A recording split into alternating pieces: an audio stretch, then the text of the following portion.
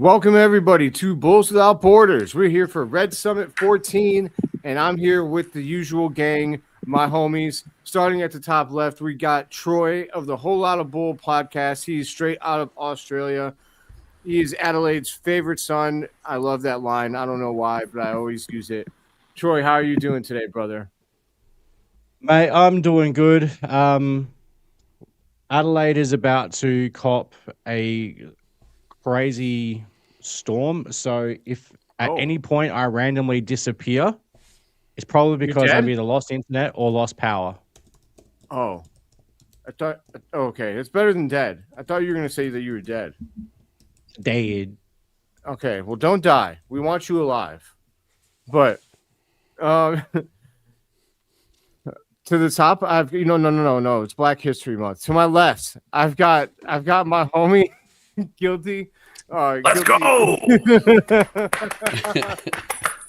I probably just said my people back beating up my chest like gorilla on Black History Month, but I was excited.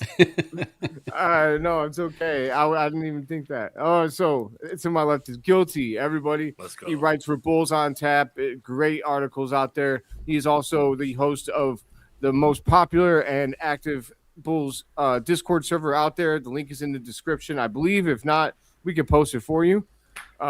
Definitely good times. Love talking with him. Giddey, how are you doing today? Feeling great, man. I see my boy Gavin in the comments. What up, Doris? What up, Doris? And Samity, what up, Samity? But no, I'm feeling good, man. I'm feeling a lot better than the fucking Bulls are, that's for sure. Doesn't take a whole lot for that to be the truth, but hey, man, Not I appreciate it anyway. No, it does not. Neill. Hey, it's Pete Powell. Pete, where you been in the court, dog? I'm sorry. Pete came in here, I think it was 2 other episodes ago. No, Pete Powell, he goes, hey, I see you guys talking draft. And I said, hey, come to the Discord if you want to talk draft, Pete Powell. Hey, Pads and them boys been talking draft hardcore. And I've been tagging you, Pete. You looking for the draft talk, and the draft talk's been happening, but I ain't seeing no Pete Powell in there. I'm just saying, dog. Well, and shout out to Pete for joining me in my post-game last night with Pads. Oh, hell yeah. He was in the comments with us, so appreciate that again. He's been hovering. I want to learn how to hover. Well, I'm glad that you're on your. I'm glad you're on your Chris Angel shit. To my north, I've got Neill. I'm not gonna let this go. I got to make sure I introduce my homie Neill from Ireland. He does the Six Banner podcast with me, your boy. I hope that you guys will actually try us out. We are ironing out technical difficulties, but it is a good show, and we have some awesome segments. I hope you'll check it out. Neill, how are you doing today? I'm good. Yeah, absolutely. Do apologize for those technical difficulties we had in our last pod, but it was just a bit of sound is all we lost. That's all. Everything else was all good. So yeah, definitely. If anybody hasn't checked us out, come and check us out. But for now, we're here for Bulls Without Borders, talking with our boys. Hell yeah. Yeah, I mean, to be fair, we could have let it be a lot worse. If I would have posted the original recording, it was fucking brutal. It sounded like you were hiding in a box somewhere. I don't know what the hell was going on, dude. Sometimes you record and it just doesn't go well, and that was one of those times. Yeah. But anyways, we are here to talk about the Bulls. I appreciate everyone who's here with us right now. I know that the Bulls are not a lot of fun to watch, but I hope that this show will be the exact opposite. So we're going to start off with something that I think that we'll start off with the one good thing I feel that is happening right now, and that is the play of Matas Buzelis. The guy is out there balling. I feel like he's really taking on a leadership role by standing up and saying, hey, like, I'm not tanking, we're not tanking, we're trying to win. And really the pain of every loss he's wearing it on his face after every game. And I feel for the kid, man, because he's out leaving his heart out there. But he's setting, in the last week, he set a career high in points. He set a career high in blocks. He had 6 blocks against the Pistons. He had 32 a couple nights ago. I can't remember the opponent right now off the top of my head. But it was, he's out there balling. Charlotte, that's right. So he's really playing well. And even though we are not winning, I feel that he is really showing why you can have hope that maybe, just maybe, he could be the franchise player one day. I'd like to know how you guys are feeling about Neill, about Matas, and I'll start off talk with about me if you want. I'll start off with my homie Neill. Yeah, I mean, look, I have said previously that the shining light that we've got to hang on to right now is the fact that Matas Buzelis is stepping up to the mark. He has been enjoyable to watch. He has stepped forward and decided, he wants to carry this team, which is what we've needed to see from him, what we want to see from him going forward. And it's definitely been like a highlight. But the big part for me, and the bit that's really kind of carried it for me, is the fact that, like you say, the dude is pissed. He is really, really pissed that they are not winning and that they're being accused of tanking, which is why I've written it's not tanking, it's losing with style. But he's really, really not comfortable with the fact that this Bulls team are on such an extensive losing streak and now being accused of tanking. It's obviously just not in his DNA. No, it's not. How do you guys feel about it? Troy, guilty? Someone jump in here. You can go. Oh, I mean, I love it. I've been saying this shit all year. I wanted us to kind of get to a point where you throw these guys into the fire and let them see what the fuck is good. Like, there's no more pretending. There's no more faking. There's no more, Vucevic is on the team, so we're getting fake wins, Kelder. All right, like all that shit is gone. So now we don't have a choice but for these players to go out there and face reality. Like my favorite game so far was against the Raptors, because the Raptors kicked our ass, but these players get to see what real life is going to be like. And like you said, Neill, like Matas is fucking pissed. You want that. You want these players to snap out of the dream that we started out with at the beginning of the season, going 5-0 or 5-1. When you got fucking Jalen Smith standing behind Vooch, jumping up and down goofy and shit, like, and Vooch is trying to tell you, man, snap out of it. We're here now. This is real life. So I'm loving it, man. It's going to be an ugly watch for sure. But the beauty of it is, like you said, Neill, like getting to watch Matas, get pissed off about it. So let's do something about it. It has to get ugly before it gets good. And it's ugly as fuck right now. So let's do something about it this summer. Like, we need this, man. Like, you need the bad times to bring the good times back. So I'm happy about it. It's ugly good hoops to me. I completely love what Matas is saying, like how pissed off he is about all this losing. What are we at? 11 straight losses now. We're creeping up to that all-time franchise record, which it could happen. We could actually end up breaking that franchise record for consecutive losses, which I think currently stands at 16 back from 2001. And but at the same time, as far as Matas is concerned, look, I love what we're seeing from Matas. He's becoming a lot more assertive, a lot more aggressive. He's starting to take mid-range jumpers. Yes. Let's go. What's the Vince Carter meme? Thank you. If Brums was watching, thank you, Matas. I love it. He's even been playing. He's even been playing well to 2. Yes. Yeah, and you called that out, Phil. You called that shit out. When it was me, you, and Hayes, we talked about that. Like, put Matas at the 2, man. You called it out, and then it fucking happened. I'm loving it. That's what makes Matas so good, too, is you can put him from the 2 to the 4. Like, we talk about positionless basketball, but like everyone's saying, the handle is bad. It's gonna get better. He's in year 2, and he's in a Billy Donovan offense that. Look, Billy. When I critique Billy, it's not that Billy's not bringing him along great. Like, Billy is, he's developing him well. He just has kind of the leash is a little too tight at times because he's playing conservative. Like, I don't want you to go out there and shoot that mini Matas. You can get a better shot out there for 3. But it's like, let the boy hoop. And now he's finally getting the hoops. You can see that you could put Matas at the 2 to the 4 and he'll shine. Especially right now while he's still so skinny and frail. He can easily play the 2 in today's offense, man. No, seriously, like, I'm loving seeing these 2 guard minutes from him. I like him more there than I like him at the 4 right now. I feel like absolutely.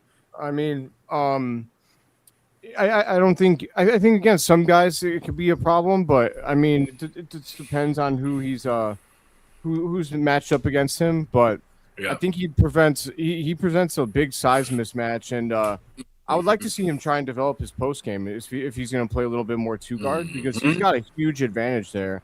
And it's just good to see him out there playing free, like you guys said. I've seen him shoot the mid-range jumper is a sight to behold. I mean, and one thing we actually saw last night as well, and I think it was Scoot Henderson guarding him. like Phil, you just mentioned it before about developing a post game. He went into the he saw the mismatch and had Scoot on his back and went, I'm gonna take you into the post.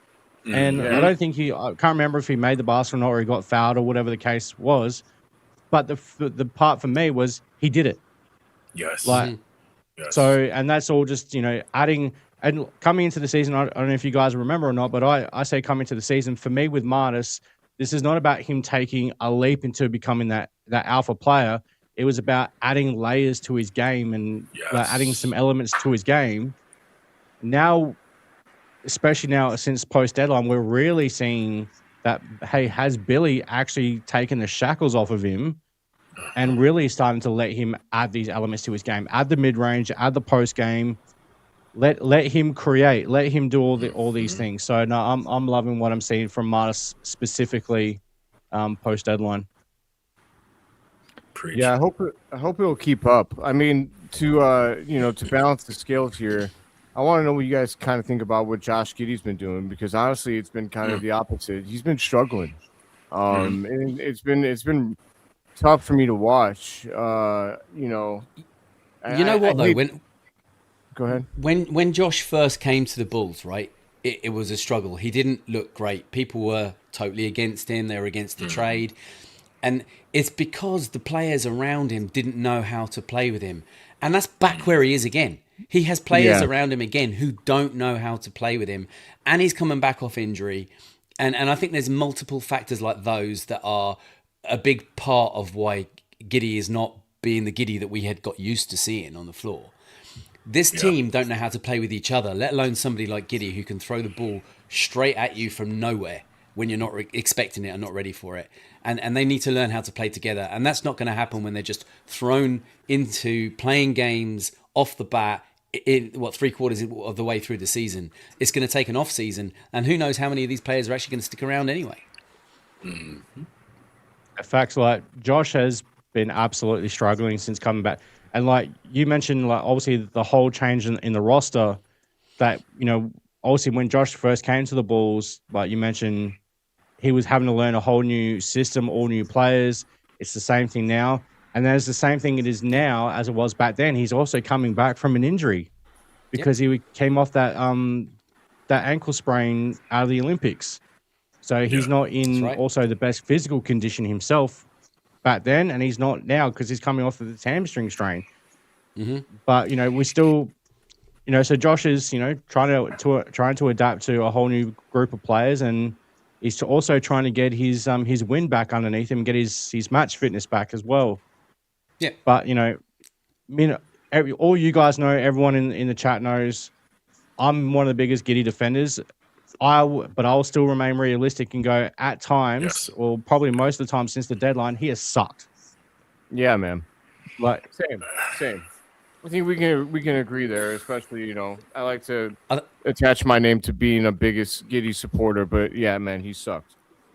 I think turnovers are the biggest issue, and I think that the turnovers will improve as they play together more. Because that's what happened the last time. It's what I would fully expect to happen again, because he doesn't know how to read his players don't know how to read him. But that's not making excuses for the guy. His wind is still not back in his lungs yet. His feet aren't back under his legs, and his teammates aren't where he needs them to be. So it's a combination of factors as to why he is looking and playing as poorly as he is. Yeah, I think for me, and then shout out to, I see Abe is in here, share Bulls love. Thanks for coming in, Abe and Kurtz.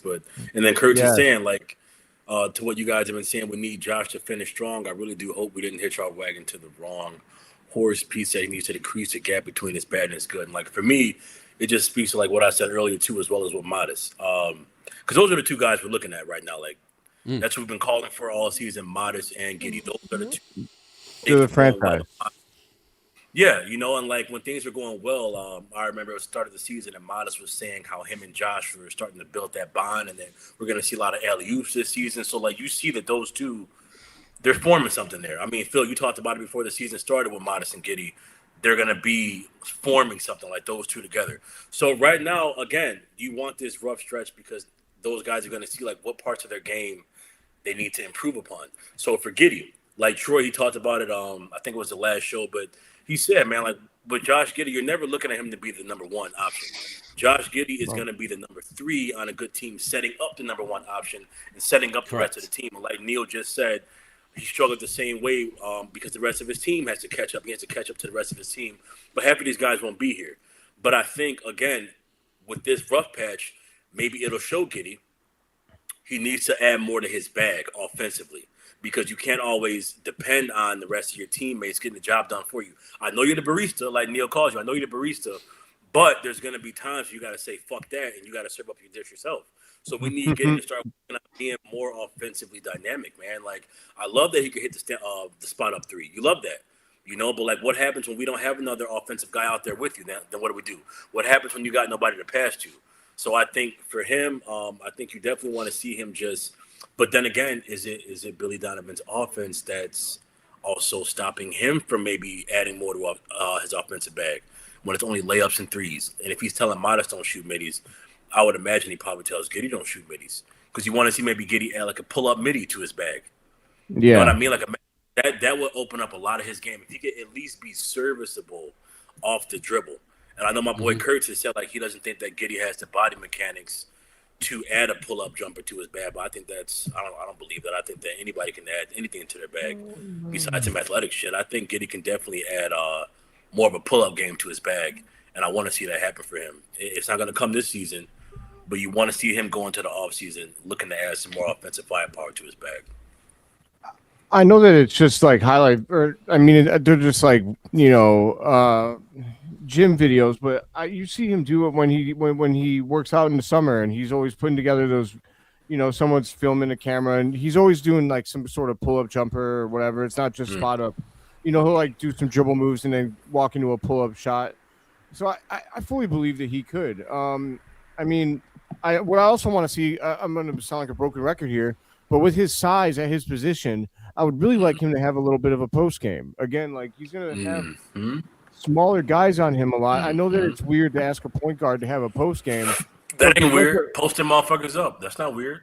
No, I mean, because he's always got the size advantage. So, you know, yes, I feel like at the very least, you know, you can get a nice, easy, you know, a good shot attempt out of his size from the post. And then, especially with his playmaking ability, you know, you'd like to hope if he's starting to dominate in that position, then he could also play make out of the post as well. So absolutely.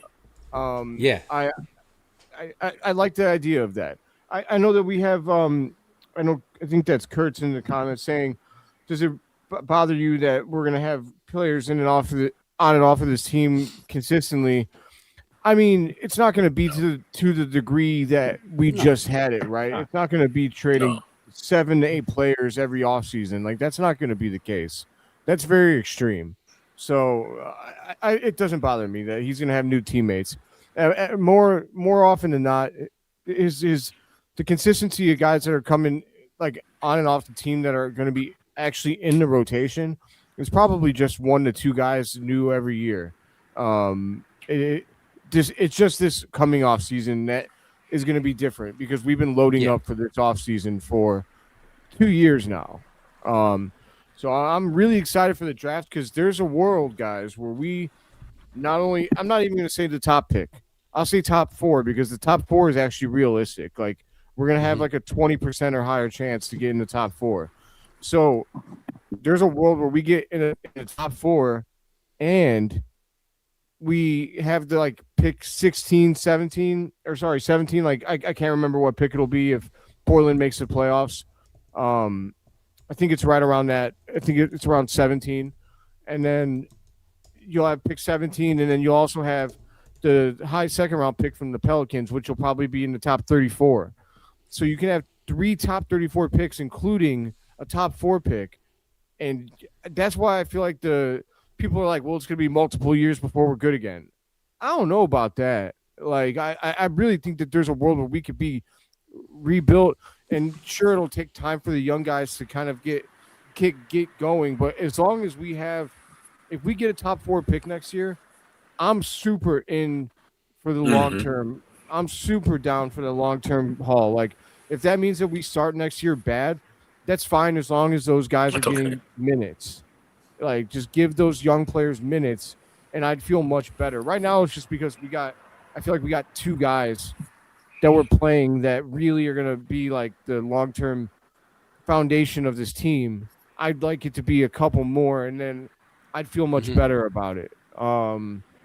So that there's a good chance we get those guys in the draft. And if that happens, and if Noah Essengate can take a step, I think, me and you talked about it, Guilty. Noah Essengate couldn't get time on this team, but now that we've traded everybody away and we're going to be bringing in a whole new bevy of players, it's entirely possible that he's in the rotation next year. Oh, he'll be in the rotation. I think he would have been in the rotation by now anyway.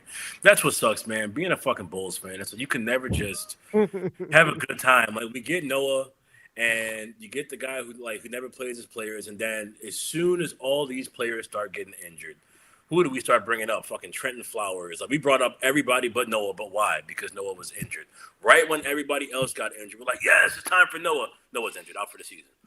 So it's always a woulda, coulda, shoulda with us. Like, this would have been prime time Noah minutes. Could you imagine? It really would have been. Yeah. God damn it. This would have been such, like, the end of the season would have been so exciting. Like, I don't care if we lose every game as long as we can watch Noah and Matas and Giddey develop. But right now, we just got to settle for Noah and Matas and Giddey. But yeah, I think, to your point, Phil, I think 1,000% Noah's getting minutes next year. He's a huge part of, how AK is. I mean, fuck, you saw how gung-ho he was about not wanting to admit the mistake he made with Patrick Williams. So if he gave Patrick Williams all that rain, Noah's going to get some rain, man. And Noah's from what we've seen, he's a baller. People like to point to the 80 seconds of playtime he got in the league and say, oh, well, we should have took Derek Queen. But it's like he got what, 2 shots up? And then people are knocking him, saying he looked horrible. He took 2 shots, I think. It might have only been 1. And, they're ready to write him off. I'm looking, because you look at the G League tape, and Noah looked really smooth on the G League tape. That's what I was going to say. He looked like he was too good for the G League, and that's what you want to see. Yes. Like he was, I think he's averaging 27 points a game or something like that. He was fucking in.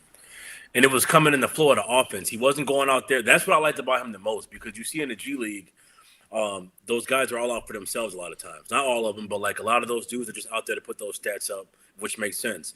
It seemed like Noah wasn't out there to get stats up. He was still getting good numbers while playing in the flow of the offense. And I love that. He wasn't out there playing selfish. He was just taking what the defense gave to him, and he was doing very well, which is why I'm excited to see what he does, when he gets some actual minutes. Yeah, what Abe said, Noah showed me a quiet confidence. I agree. Me too. This was God when we said we wanted Noah to have some playing time. He said, "Ha ha." So we're not in the sea red colors too. Yeah, right. Come on. Yeah, it was just really unfortunate luck for Noah and timing.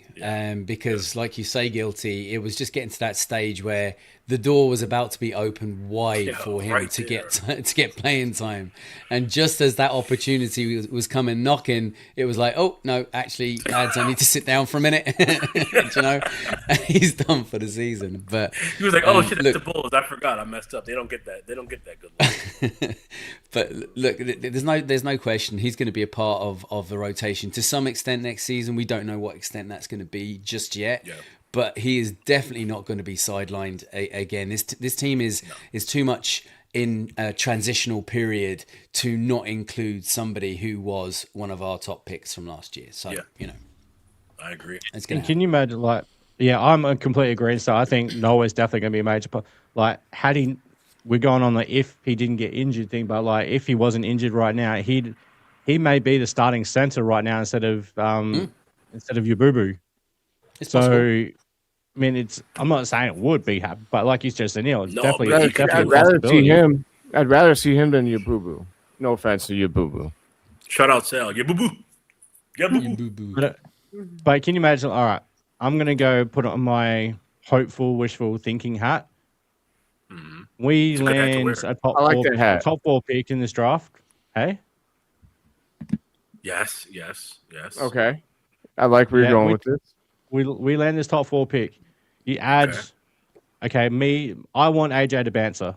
Yes. So imagine adding AJ to bouncer to Matas, to Josh, and to a developing Noah Essengate. It'd be pretty tight. That may be That may be your future core of your team going forward for the next 10 years.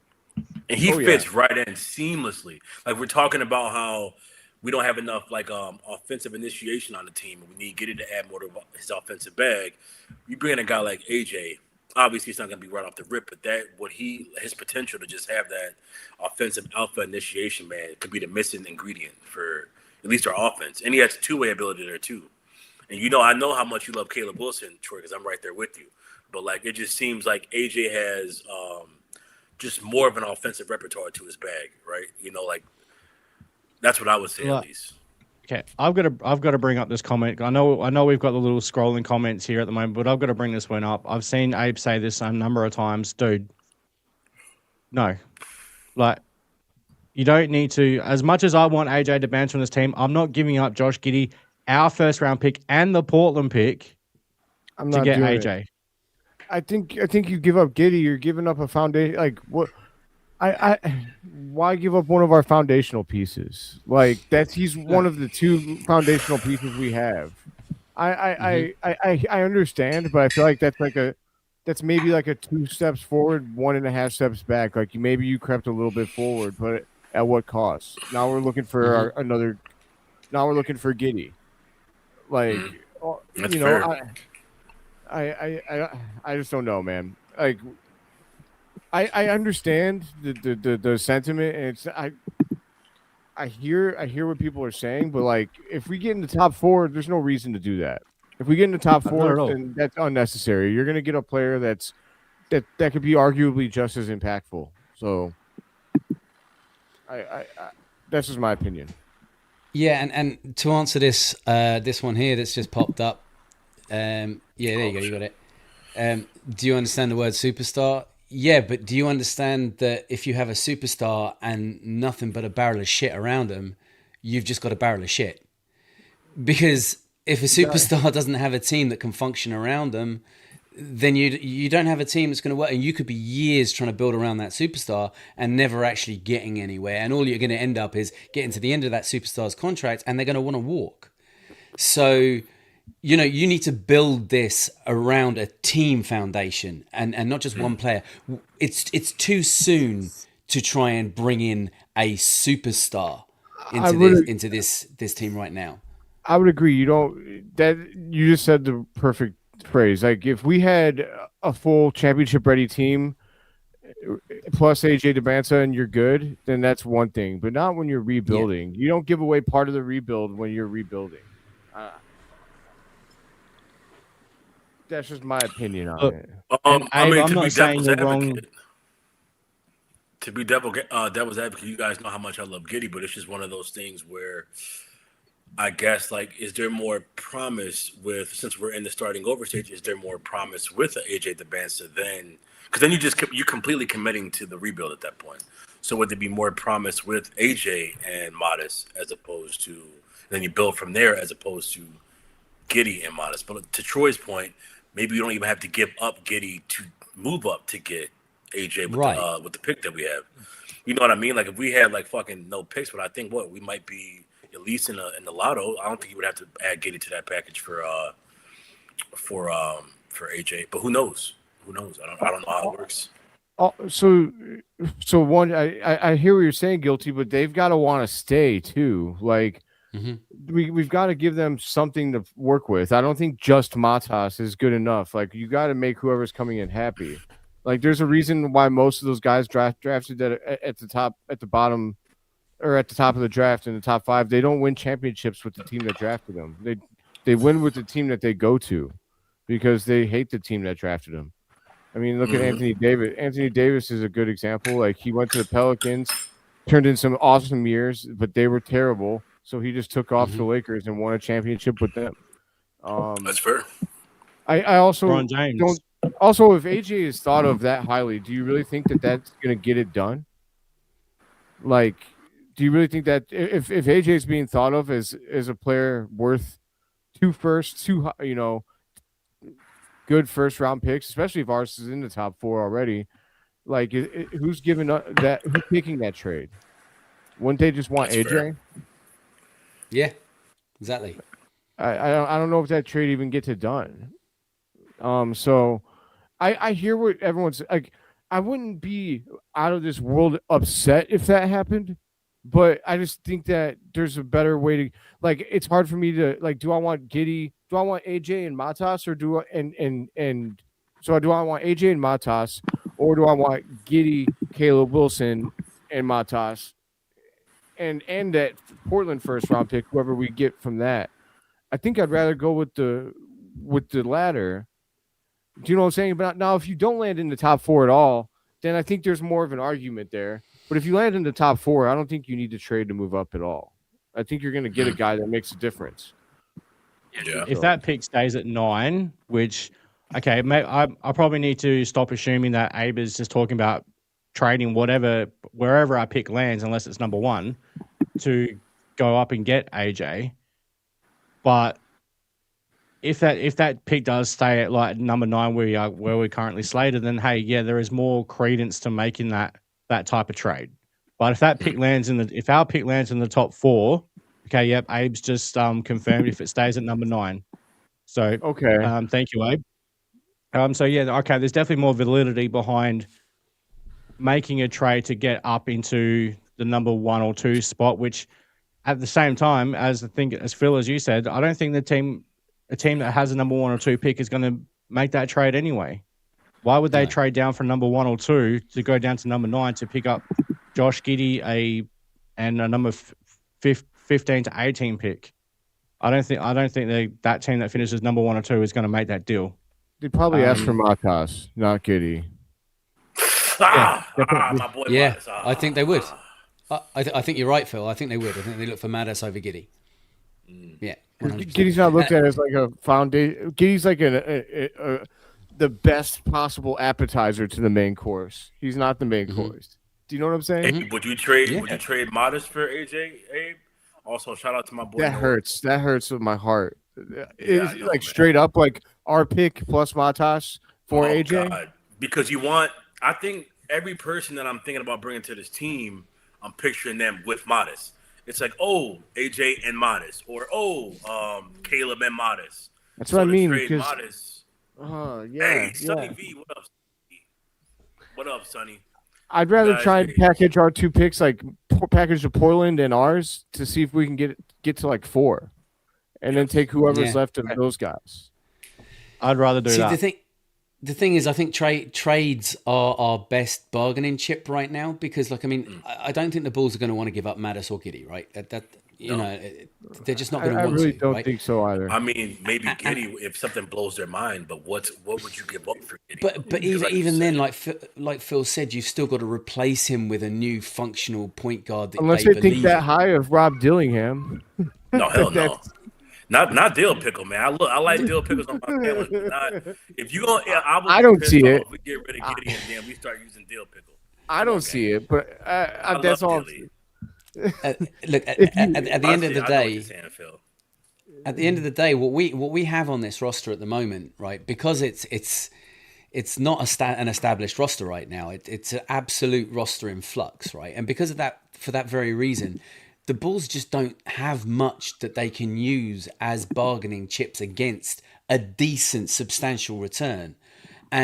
So therefore, I don't think there's any kind of a superstar trade on the table for the Bulls right now. They have got to do it through the off-season, picking up free agency and the draft, and build through that. And I don't see a world where they can make it work by trading off assets that they have other than draft picks, if that's what they want to do. Yeah. I don't want to trade Matas, for the record. Yeah, we're not trading Matas. No, neither do I. None of us are saying trade Matas. We're saying that I was just asking. The other team to get up to number 1 from number 9, they would probably want Matas and not Giddey. That's what we're not saying. Trade Giddey at all. I was saying trade Matas at all. Right. Yeah, we tripping. He's right. We were advocating for that. We got to put that on record. Like, this is not. We are a don't trade Matas podcast. We are. This is a keep Matas. We love Matas fucking podcast. Yeah, exactly. Absolutely. No, we've been advocating for that dude all year, man. Yeah. Hi, Sherry. That was good conversation, though. Hi, Mom. Absolutely. But To kind of take a little bit of a left turn, I wanted to talk to you guys about the injuries that have been going on. So before we also talk about what Matas is, or no, we already did that kind of. So the injuries, I want to know what you guys' general thoughts are. Like, what's going on in the NBA, man? Like, it feels like the injuries, especially soft tissue injuries, have been through the damn roof. I've never heard of so many strains and like hamstring this or calf that. It's insane how many injuries there have been in the NBA this year. Not just the Bulls, but even though we've been affected, but NBA wide. What do you guys think about that? And I want to know if you guys are pretty much on. I know that Stacy and Adam. Shout out to Stacy King and Adam Amin, and we pray we can get them on this podcast someday. But what their opinion has been on this. If you watch the games, but what do you guys think? We'll go counterclockwise. What do you think, Guilty? Start with Troy. Okay, Troy. I think it just comes down to a fact that, unlike the old days, these guys don't practice anywhere near as much as they used to. Their bodies are not accustomed to how these teams want to play. Now, obviously, back, we can talk about, the 80s and 90s and early 2000s. The pace wasn't as fast as it is today, and that's completely true. But those guys were practicing every day. Like these guys had practice. If there wasn't a game day, they had practice. And these guys just don't do it anymore. And when your body is not, when you're not, you think, like you hear the old stories from Stacey King and Will Perdue, and Michael and Scotty have said the same things as well. Their practices back in those days, they practiced a lot harder than what they actually played in the games. So when it came to game time, the game was actually easy. Whereas now these guys aren't practicing anymore. They just have walkthroughs and shoot arounds.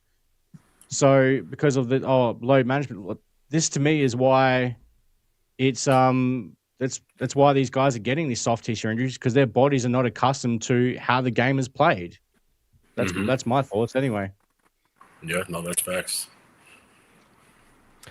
Facts. Neill? Yes, yeah. In regards to soft tissue injuries, I don't know. I definitely think that there's stock to be put in the fact that they don't train the way they used to train. They play harder than they used to play in regards to pace, physicality. They're all tuning their bodies to such a degree now than they used to years ago in regards to being in the gym, working out, lifting weights, doing yoga, doing Pilates, or whatever it is that the new current thing is. Yeah, hula hooping, whatever they need to do, right? But the other thing as well is, I mean, what's with all these suction cup marks all over their bodies too? Like, I mean, Jesus Christ, everybody's going around everyone's going around looking like they've had like leeches hanging off their bodies for an hour before they play a game, man.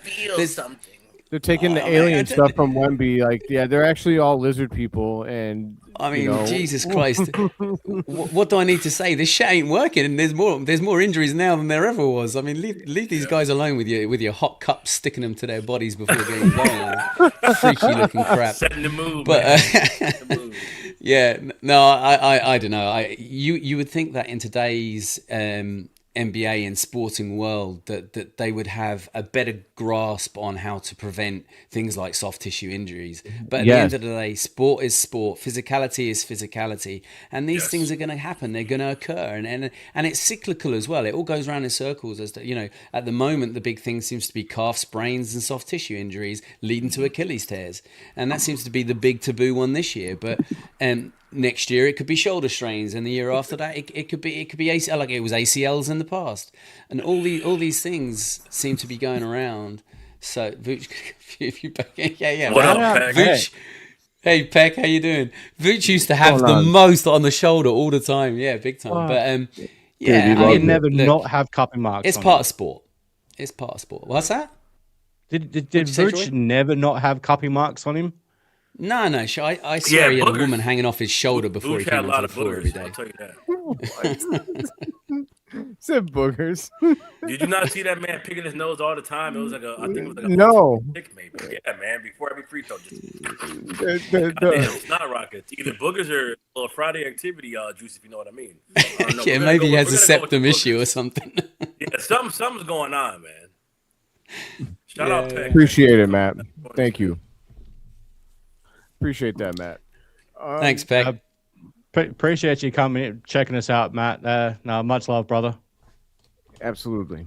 But I to wrap this back around. So I seen some rumors about Billy Donovan, and honestly, I don't know what to think of him. It's hard to. I don't want to get my hopes up, man. That Billy Donovan is on his last legs. His last 22 games as Bulls head coach. But I've seen some people saying that like he won't stick around for a rebuild. I've seen some other people like. There's also that rumor that maybe John Shire, which I know I'm big on. John Shire was interested in the Bulls job. Do you guys think that Billy is going to be here past this season? Like, what's your overall feeling on it? Like, it's question. I don't. It's hard for me to. I feel like he is, but that's also maybe me not getting my hopes up. Like, same thing with AK. Like, I'd love for him to get fired. I just don't think it's going to happen. So I move forward assuming that it won't.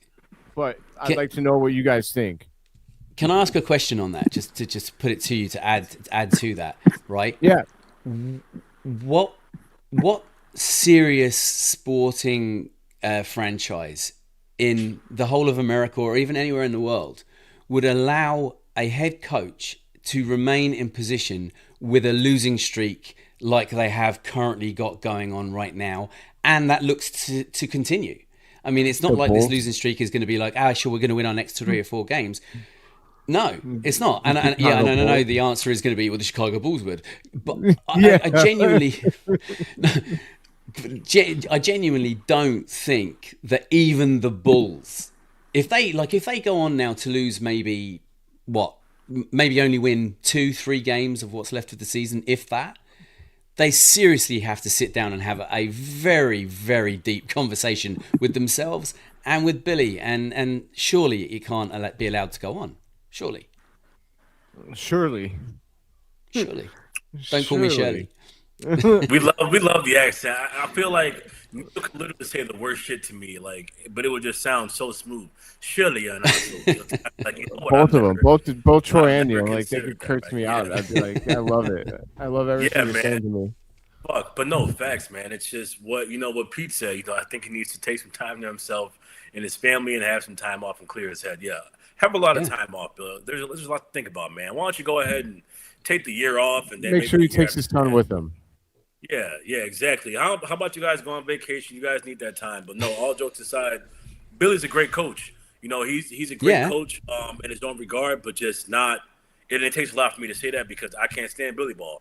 I think it's too conservative. I've been talking about it with you guys all year. It pisses me the fuck off. I think it's weak. I think it's predictable. I think it's just pedestrian. I think it's elementary. Like, there's a million words I could say. It's uncreative, uninspiring. Get him the fuck out of here. Like, I'm over Billy.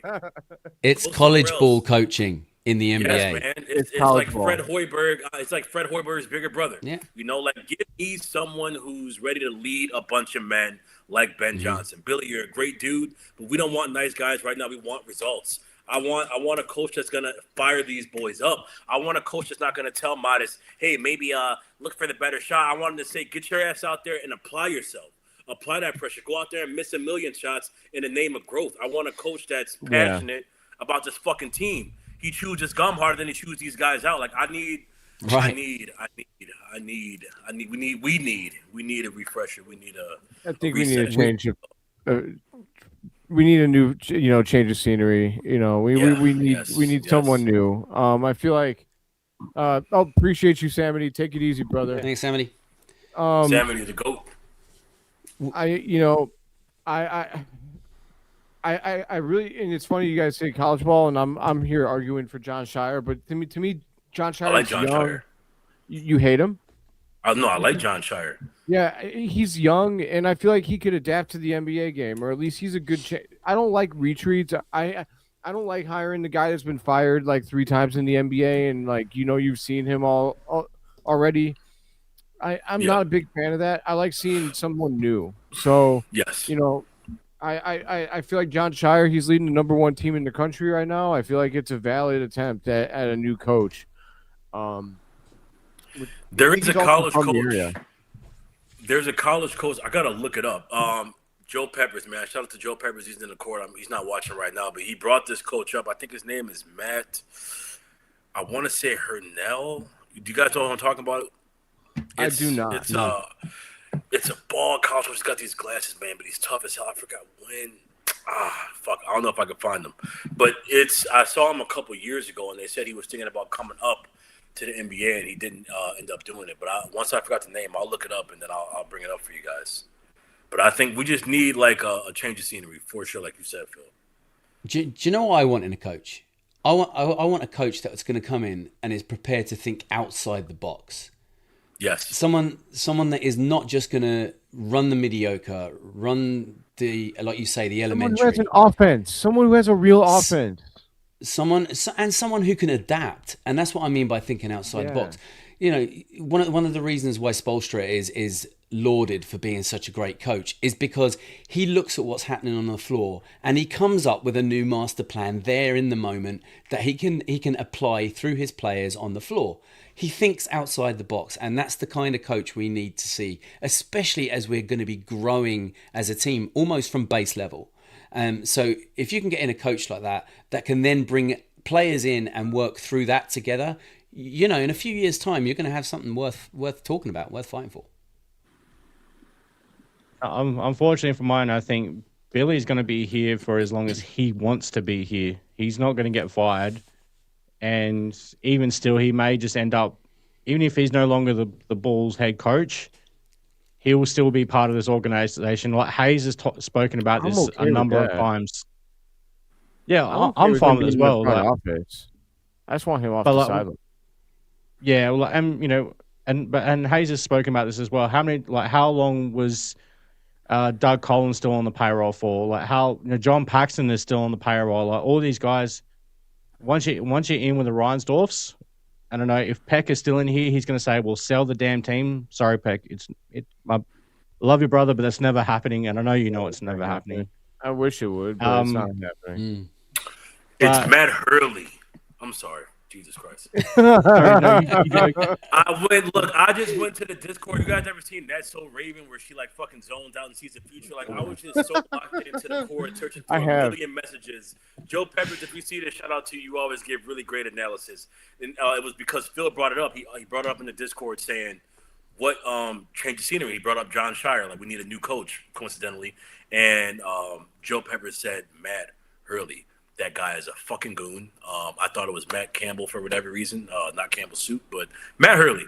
But anyway, I'm sorry. I'm so sorry, Troy. I just wanted to before I forgot. No, you're good.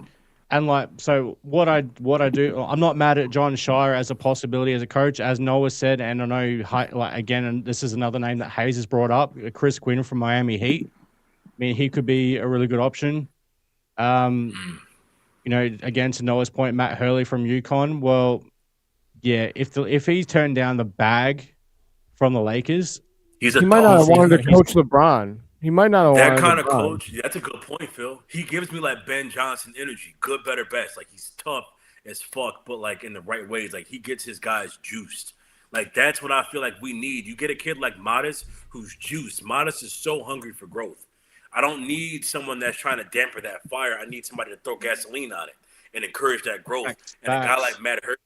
Exactly who that is. I want my coach getting fucking technicals because he's going to bat for his players and fighting the refs. You know what I mean? I want my coach getting us amped up. Matt Hurley. I love it. I love that, Guilty. I love that. Yeah, and I want a coach who's not going to be a father figure. I want a coach who's going to coach his team. Yes. And then I need a coach who's not just so stuck in his own ways. He needs to be able to adapt to whatever players he has on there. We don't need to constantly. I want my coach to be able to adapt to new players on the roster rather than trying to bring players that constantly just adapt to the coach. Yes. So It's possible to have a winning father figure type coach, because I think the likes of Phil Jackson was like that, and Greg Popovich was certainly like that. And look at their records; they speak for themselves. So it's possible to have that. But Phil and Greg from memory, and they were constantly getting on their players' ass. Like, Greg. Well, they were. Yeah, Why he may have been a father figure, but he, guarantee he was absolutely riding Tim Duncan. Like, hell yeah, like a pony. Yeah, he was a good dad. He was a good dad. You got me on there, Neill. You got me there. Pause. What did he say? I missed it. Did he hit you with a pause? He said he needs to be riding him. They need to be riding him. He said he was constantly riding Tim Duncan, so I just said pause. What? God damn, that's crazy. Even that's when that's a mental image that that's a mental image I could have did without. You'd say that's a bit of you tonight, Phil. Oh my Could god. Could be tomato sauce. Jesus. Hey, listen, that's for the chat. You guys are betraying a confidence here that we're supposed to. All right, just leave the flour. I just like marinara sauce, man. Fuck, God forbid I like pasta. Sure. Marinara sauce. It's good. Oh it's my good god! Sauce. Listen, guys. All right. I'm sure Billy likes marinara sauce. Anyway. Anyways, I did have a question in the chat. God, you guys suck ass. Ass? Yeah, I'm gonna bring this ass? up. Yeah, shut up. Shut the fuck up. No problem. Those guys in the chat, this is an inside joke. You don't understand it. It's an inside joke. Oh shit. Samity, before he departed, had this question. What do you guys think of Leonard Miller? Oh shit. I thought he gave some very exciting minutes last night. He was fun to watch. He had some explosive finishes at the rim. And I enjoyed what I saw from him. I know that some people are really high on Leonard Miller, and I kind of hadn't really seen it or got it. But last night there was certainly some moments of it. Yeah. Mm. Yeah, he looks competent. I think we're just so starved for just good forward production. But no, Leonard Miller looks good. Like, he does his job well. And like Neill said, there's that room for growth. And I just feel like we've been so starved as a fan base for good quality forward production. Like, we're just so starved of seeing guys go out there and just do their job. And like, it almost feels like seeing a guy do their job now, like it's too good to be true. Like, you're waiting for them to fuck up next. Like, when he made a good play, you're like, all right, but okay, of course he hit that three. Of course he's going to come back down and step out of bounds, right? Because you're so used to watching Patrick. Sorry, Kurtz, it's the truth. But you're so used to watching P. Will for fucking 4 years. And so if you see him hit a three, you're like, well, I just know he's going to come down the court and fucking run out of bounds like fucking Forrest Gump. But he didn't. He kept making smart plays. And I was like, what the hell is happening? So it's nice. It's refreshing, man. And he showed some stuff for sure. I'm so used to seeing Dalen run around like the fucking Tasmanian devil, and if he makes a good play, he follows it up by tripping on his own feet the next possession after. So Leonard Miller just came out there and gave some good legitimate minutes, man. I'll tell you what, if one more player steps out of bounds when they're on the baseline or when they're in the corner, I'm going to fucking blow my brains out. Like, it's going to be over for me. R.I.P. It's bound to happen, though. Careful. He fucking killed himself because one more guy stepped out of bounds in the corner. Like, oh my god, it happens every game at least once. But the next game that Patrick Williams plays, it's going to happen. Get that fucking guy. Patrick Williams probably won't play for a while. He's injured now, right? He's got a just when he cut his quad strain or something. Yeah. Quad strain. That was it. And like, I mean, he just kind of found a bit of, dare I say, consistency to his game. He did. He did. He cut his hair and everything. He was feeling like a new man. Yeah. He still be signing Bigfoot. Which. Yeah, either that or they keep moving those damn fucking sidelines. I don't know what it is. Something's up, man. Yeah. Hey, I actually seen this. Robert Williams. I only seen his name, but he was, first of all, Stacey King was obsessed with him yesterday, but it was with good reason. I feel. He was looking pretty good. I feel like. What do you guys think about maybe acquiring him this summer? He's a free agent. What do you guys think about Robert Williams as a paint protector? Time Lord, hey, I feel like I gotta before I speak on that, I have to ask Pads if it's okay that we even if we even have him, because if you even think about taking anybody from Portland or liking them, Pads will kill you. If you guys don't know who Pads the Psycho, You got a long way to fly. hey, he'll fly it. Did you not see the pod last night with him and Troy? Look at Pads, man. Look into Pads' eyes. All right, he'll make that trip for you. Was he on your pod? Did he come on? Yeah, he was on my show last night, my post game show. We went. Oh, dude, I'm gonna have to go back and watch it. I missed it. Yeah, they were spitting G. But yeah, no, Robert. He would be a good center here. Obviously a stopgap center, but we're just so starved for good quality production. So like, I would take especially at the 5. Start. Yes, absolutely. Because we got Pete asking about Olbrich, and I know he's Aussie. Shout out Troy, but it's just. I'd rather have a guy like Robert Williams instead of Olbrich getting minutes. It's just that's where I am with it. I do agree. I'd rather see more of him at the 5 than Yabubu. Like Yabubu could play 4, but I would like to see some more of Olbrich in there. Right? Why not? I mean, because you might as well. Yeah, like we know what Yabubu is. Okay, like he's getting ready to go back to France. So like, why not at least time like for the rest of the season? No, I agree with that. I think the proof is in the pudding from yesterday's game against Portland. No Jalen Smith, obviously no Zach Collins, no Patrick Williams. Like who else from our front court was missing? Fuck. And still no Lockie Ulbrich minutes. No, he just doesn't seem to be getting that break or that chance. Yeah, that Billy seems Billy again. That's head against it.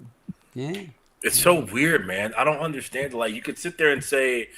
Like when people are saying, like people defend Billy, like shout out my guy Mike Walton, but like they'll say, and I hear it, but the argument is that AK doesn't set Billy up with the right roster. But it's like, okay, but the people that Billy has on his roster and the people he has on his roster in general, he doesn't use correctly. Like you have, like Troy just said, you have a gluttony of injuries at the big man position, and you still don't play Olbrich when the season is already up for grabs.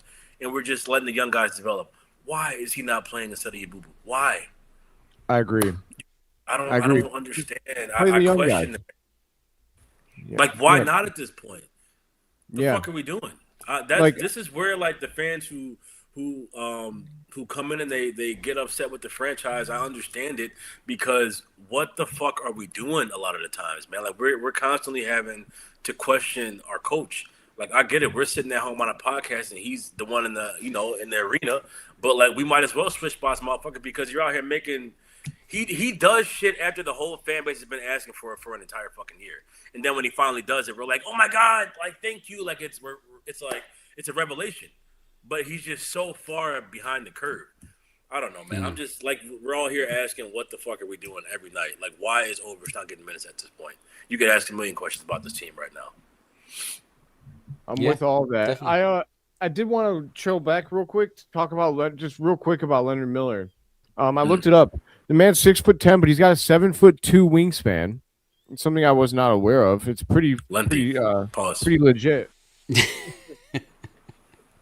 And sore knuckles and dragging him on the floor. Pretty good.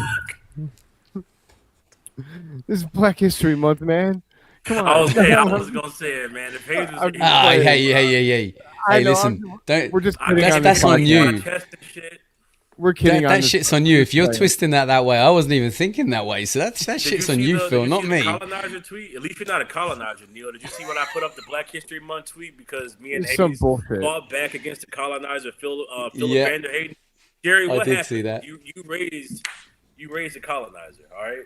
I am not a colonizer, okay? No, you invited to the cookout. You know that. I was about to say, come on, man. I'm at the cookout. You be singing that Gucci. Hey, Phil, you know you Gucci with me, man. Bert. I mean, yeah. I'll put my Gucci Mane knowledge up against anybody. But anyways, Leonard Miller last night, though, in his limited time, 23 minutes, he had 11 points. He was 4 or 5 from the field, and he also had 3 rebounds, 2 assists, and 2 blocks. So I mean, that's not bad. I'll take it. No, not at all. So why not? I mean, he's 22 years old. Let's see what he's got. Right. Play him. Play Olbrich. Play. I know that we're tanking, but I still feel like Giddey needs to play just to help develop him. I know that I feel like he doesn't need to play less for us to tank, only because we suck. We fucking suck anyway. So, and then Matas, the young guys, play the young guys. Like, absolutely, if your boo boo's going to France, unless you got a verbal thing from commitment from him where he's like, well, if I like playing here, I'll stay. Okay, then I could see him playing, but otherwise, fucking, he doesn't need to start. He doesn't need to be playing that much, you know. Obviously, guys got to get breathers, but play the young guys first and foremost. It should be all about development right now. Develop. Absolutely. Yeah. This comment that Abe said, I agree with 100%. You know, he said that he should have a chip on his shoulder. And again, it's like, that's why I feel for these players. I mean, they've been saying it in the comments the whole stream. Even if Leonard Miller had a chip on his shoulder, it like doesn't matter because Billy won't play him regardless. So you don't even get to go out there and exercise that chip on your shoulder, which kind of just makes these players more docile. Like, you're killing motivation. I know how it goes, man. Like, I do concrete. You know, I was an apprentice in concrete, and like, our biggest thing was you got to get out there and get after it and make your mistakes. And like, you would have certain foremen who would, you know, kind of douse that fire down and be like, no, I don't want you to go out there and make mistakes, blah, blah, blah. I mean, we've all been through it. And then you would have other foremen who are telling you, no, fuck it, go out there and get after it, make your mistakes, and it fires you up. You know, go out there and learn through the fire. And you can't, it's like these players can't even get fired up on this team because there's no point to. It'll just sit there and stew with Billy coaching the team. So I don't know, man. I don't know. Boo the new comment. I think I don't know. Yeah, boo. They came in hot. People, you already missed out. People, hey, you late to the show. You gonna read the room. Ran through all the fucking trade scenarios. You late, man. It happens all the time. He's the one guy people will just pop in, and the first thing that they say is like, trade Giddey. Giddey's not a winning player. I'm like, okay. Oh, it's him? It's him, or no? It's it's a different guy. It's just that's always the people. Goddamn people. People are so beep your ass out of here, man. People are so caught up on the way that yeah, my bad, Phil. No, you're good. People are so caught up on the way that Giddey plays that he must not be a winning player, right? Because he doesn't fly through the air for a one-handed tomahawk jam, and he's, you know, just we want. But he's setting the guys up to do that. Giddey sets the guys up to through the air for the tomahawk jam. We want Caleb. What up, Mister? That's my boy Fayez. He does the wrestling show with me once every Wednesday. By the way, if you're a wrestling fan. Hey, if you good with Phil, you good with me, gang. Welcome to the show. Thank you, man. But. I don't know if any of you are paying attention to the Windy City Bulls game that's going on right now, but Yuki Kawamura has just done a pass from the top of the 3-point line through a defender's legs. I love it. Yeah. I mean, dude, Yuki right now is... Shout out Fayez, man. He's coming in hot. Let's go, Fayez. You got our energy, man. Let's go, baby. Yeah, man. I mean, he's got the true pro wrestling energy. I love it. Let's go, man. What was I going to say? They've been calling Yuki and Mac McClung. They've been calling them the greatest show in the G, or the greatest show on hardwood. Look at least something's going good in Chicago. McClung is leading the G League. He's leading the G League in scoring. Really? Yeah. Yep. Yeah. He's averaging I think it's 29 a game. Oh damn, buckets. Yep. Yeah. See, man, he should have been in the dunk contest, man. They did him so bogus. Maybe that's why he's tearing it up. Maybe he's pissed off. They did him bogus, man. Beep was mad about McClung. Beep was mad about McClung. That's his whole shtick. That's his MO. I took Buzelis for MIP and Donovan Coach of the Year, not because I like him, because I thought they top 5 to 6. We're right there, man. Hey, what's his name? Fayez? I'm right there with you, Fayez. Yeah. I appreciate you, bro. Yeah, actually, I have three bets like on Bulls players for awards. I have 2 in for one for Giddey and one for Buzelis for most improved, and then I have Io for 6th man of the year. And I don't think any of them are going to cash. I actually had a little bit of hope for Io when he went to Minnesota. I thought maybe he would win 6th man of the year playing over there, but his production has actually gone down a little bit. So. Unfortunate, but yeah, let's fire Billy. Get his ass out of here. The season put us in the ankle lock, Phil. I'm ready to put Billy in the crippler crossface, dude. I want him to just be screaming, just be like yanking back, dude. Ah, like yeah, dude. That's how I feel when I watch you coach. That's how I feel when I watch you coach, Billy. Tap out. But, Fires knows ball. He knows about basketball. You were a basketball coach, Fires? I love that. Yeah, there you go. He said I got fired 2 years after winning. yeah. Fires knows ball, man. He's I actually met Fires. He's from Canada. He lives out there, and I met him at WrestleMania. Nice, dude. In Los Angeles, of all places. So yeah, and now we do a show together. That's badass, that's cool. Man. Shout you out, Fires. Shout out Drake, man. Casey got fired after winning Coach of the Year. Yeah, it's very true. That's a good point. Damn, he knows ball. 15 years coaching. Salute, man. Salute. That's what's up. I'm learning new things. I didn't know he coached for 15 years in basketball. Hey, I feel like an asshole for always saying that Fires hop in the court. Sometimes you want to talk ball. Phil's in there. He just made a wrestling Discord channel. I'll add him to the Bulls HQ. Yeah, we need a basketball coach to come in there and school some people, man. So Giddey to the Rockets for a Thompson. Lord have mercy. You're high. He's a terrorist. Beeper's a terrorist, man. You are high. You are. What's that? Stephen A. says. Wait a minute. For off A. Thompson. The weed. For a Ben Thompson. Yeah. I mean, of course we would take that, but what the fuck? They wouldn't take that. I mean, hold on. Wait, would you guys Thompson? Take that? Yes. I don't think I would take that. I don't know. I'm taking that. Oh shit! What have you done, beep beep? Fuck! What have you done, beep beep? I don't think so. You didn't got me in my. No, I mean it's a good disagreement. I think for a Ben Thompson, I would trade Giddey for a Ben Thompson because I value that two-way play, big time. That's actually not a bad trade. I just don't know enough about, so I don't watch a lot of Houston Rockets basketball.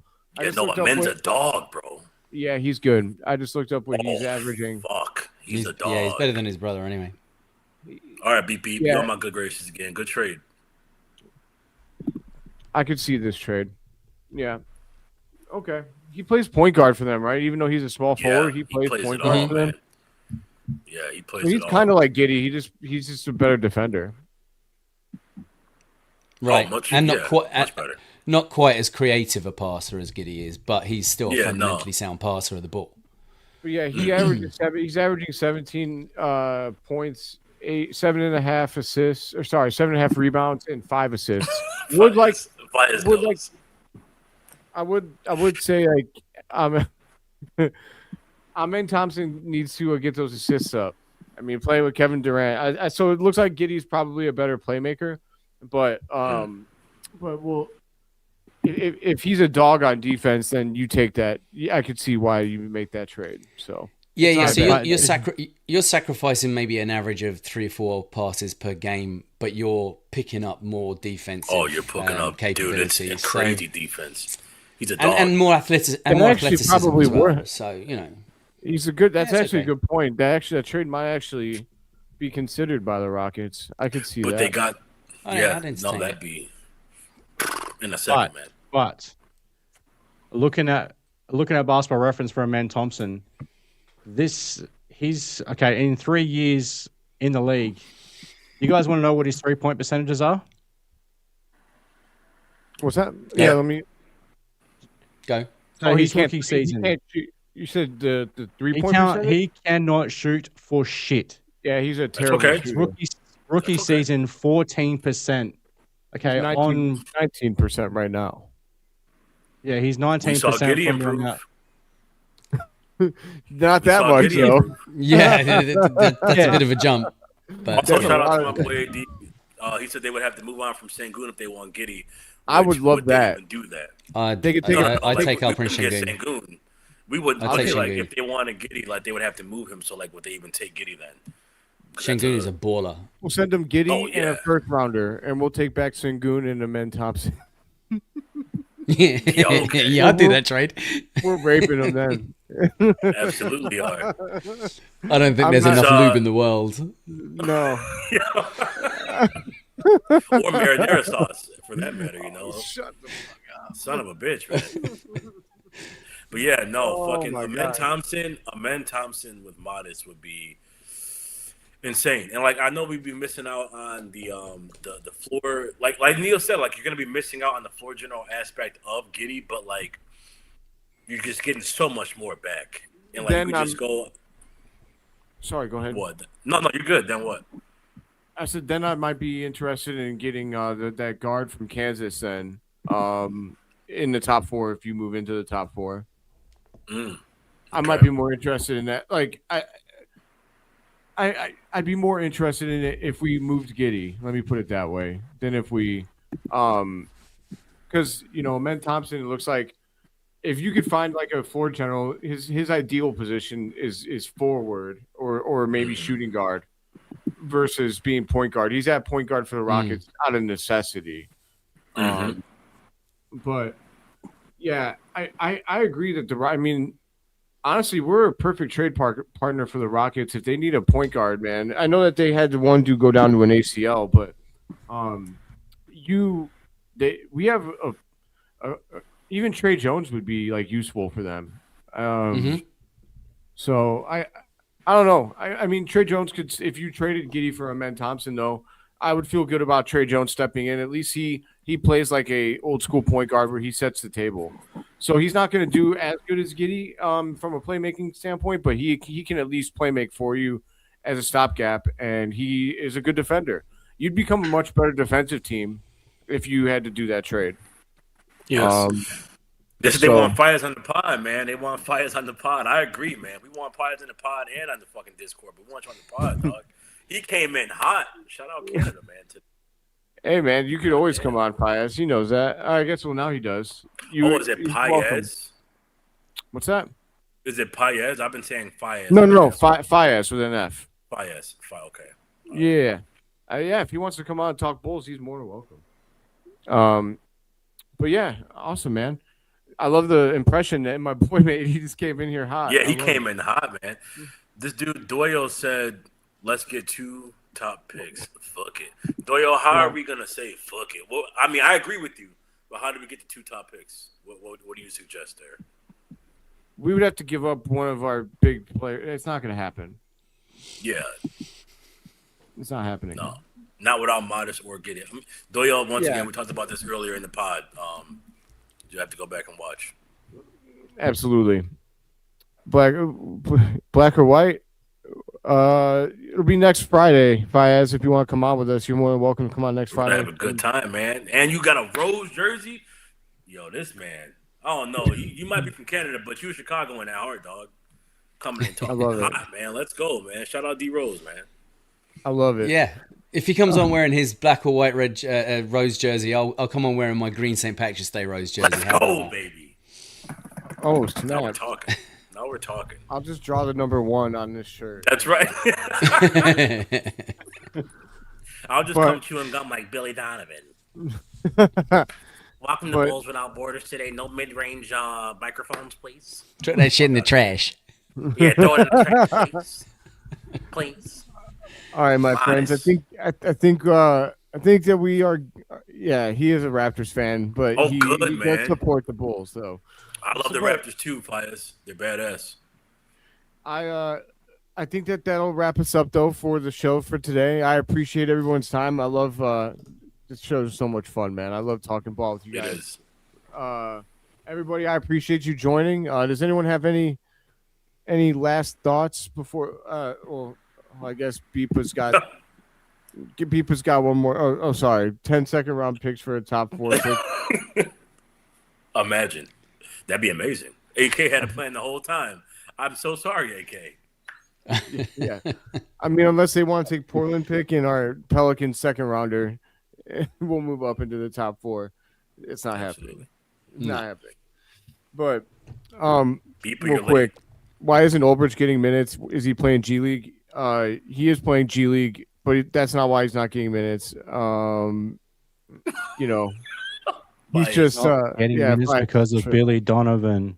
It's Billy Donovan. Mm-hmm. Yeah, the Elimination Chamber is at Chicago this Saturday, so it's actually at the United Center too. So it's funny. Shout out Miss Sherry, man. Derek Rose. Shout out to my mom. I appreciate Hey, Sherry. you. But you raised a great man, Sherry. Oh, stop it! A great man. Jordan, just get out of here. I mean, a great man who loves his marinara sauce. That's right. It's a good sauce. It's a great sauce. But the Bulls. All right, everybody. Everybody, we appreciate you tuning in for Red Summit 14. He just keeps yelling. hey yo, cuz. Oh, next show, Fires. Next show. Yeah, we'll talk about it next Friday. We want you as a coach for the next coach, Fires. You as the next coach. Yeah, we want Fires. We're gonna vote you in. But until next time, everybody, this has been Red Summit 14, Bulls Without Borders. Make sure you're following Neill on X. Make sure you're following Troy at Whole Lotta Bull. On X, Guilty at Guilty Pleasures with a Z. And Neill is at Six Banner Podcast or at Neill Shy Bulls. I am at Philip Charles IV, a.k.a. Philip Charles IV. But until next Friday, everybody see red, even though it's very, very difficult right now. Stay strong, my friends.